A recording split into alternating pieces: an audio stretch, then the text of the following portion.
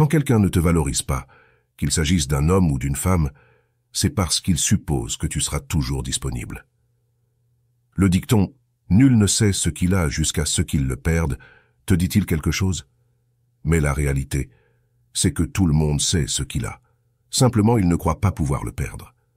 Avant de commencer, je veux te rappeler que la meilleure chose à faire quand quelqu'un ne te valorise pas, c'est de t'éloigner. Cependant, je te présente ici 10 stratégies pour donner une leçon à une personne qui ne te valorise pas, applicable tant pour les hommes que pour les femmes. Commençons avec la première stratégie. 1. Disparais complètement. Même s'il ne peut éviter de voir tes activités sur les réseaux sociaux, tu peux disparaître de sa vie quotidienne. L'absence est puissante et lui fera réaliser que tu n'es pas quelqu'un qui est toujours disponible pour lui. Cela lui montrera que tu n'es pas un objet qu'il peut avoir à sa disposition à tout moment. Lorsque tu envoies le message que tu ne lui appartiens pas, il se rend compte qu'il n'a pas le contrôle qu'il pensait avoir. À ce moment-là, il se confronte à la réalité qu'il doit te valoriser ou risquer de te perdre. C'est un point décisif où il peut changer ou rester le même. Cette stratégie l'oblige à réfléchir à son comportement et à comprendre que son attitude a eu des conséquences.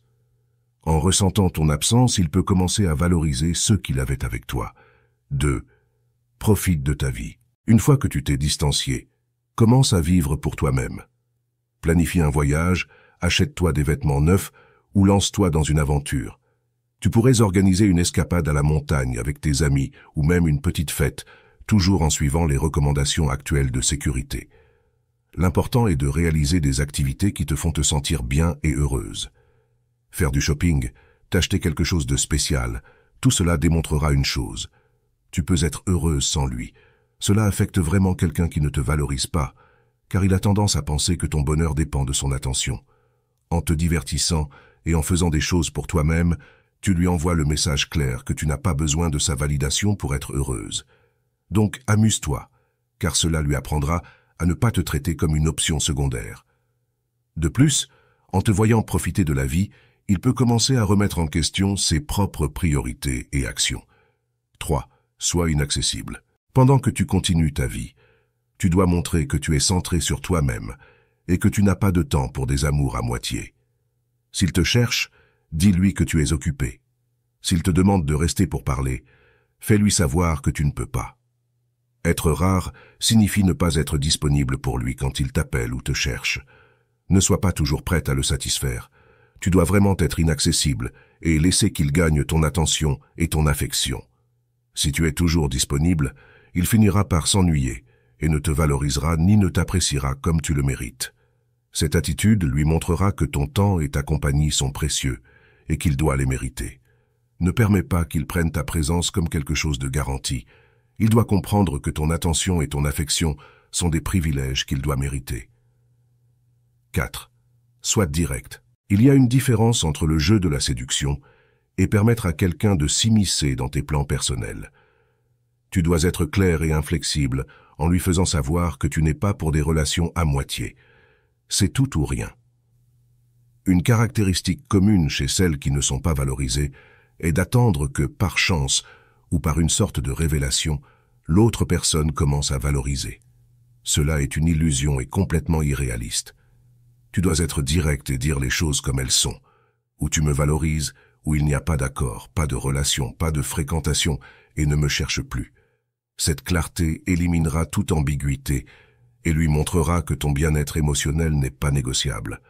En étant direct, tu établis une norme sur la façon dont tu veux être traité, ce qui est fondamental pour toute relation saine. 5. Tiens tes promesses. Si tu lui as dit que tu ne reviendras pas avec lui, à moins qu'il ne change ses comportements inappropriés, alors tiens ta parole. Si tu n'es pas cohérente et reviens avec lui de toute façon, il se rendra compte qu'il n'y a pas de conséquences pour ses actes et continuera de se comporter de la même manière. Tenir tes avertissements est crucial, car c'est seulement ainsi que tu peux le presser, soit de corriger sa conduite, soit de te laisser la voie libre pour rencontrer quelqu'un qui te valorise réellement et apprécie ta présence. La cohérence dans tes actions lui démontrera que tes paroles ont du poids et que tu n'es pas disposé à accepter moins que ce que tu mérites.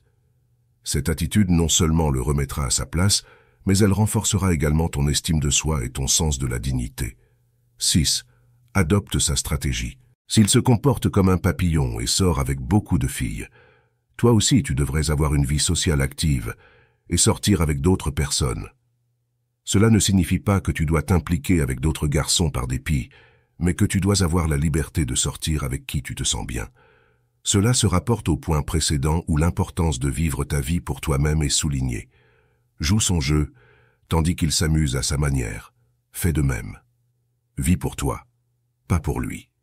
En ayant une vie sociale active, tu lui montres que tu ne dépends pas de lui pour te sentir complète ou heureuse.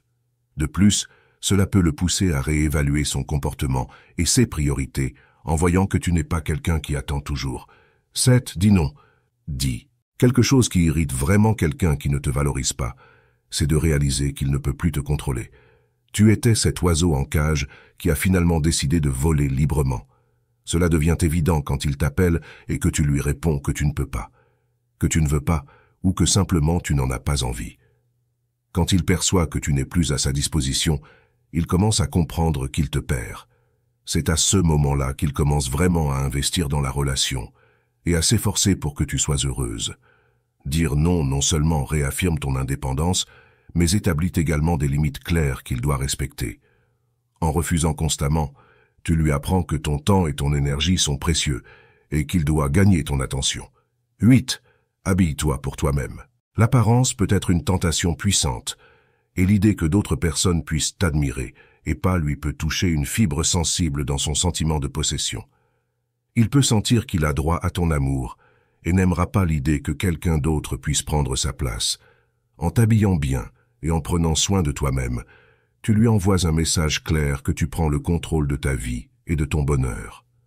Cela augmente également ta confiance et ton estime de soi, ce qui est crucial pour maintenir une attitude ferme et positive. En te voyant confiante et heureuse, il se rendra compte de ce qu'il a perdu et peut commencer à te valoriser davantage. 9. Montre ta vie sociale. Il n'est pas nécessaire de faire une campagne publicitaire pour montrer que tu as une vie géniale. Avec des choses simples et discrètes, tu peux envoyer un message clair. Une photo avec tes amis, ta famille ou en faisant quelque chose que tu apprécies peut suffire.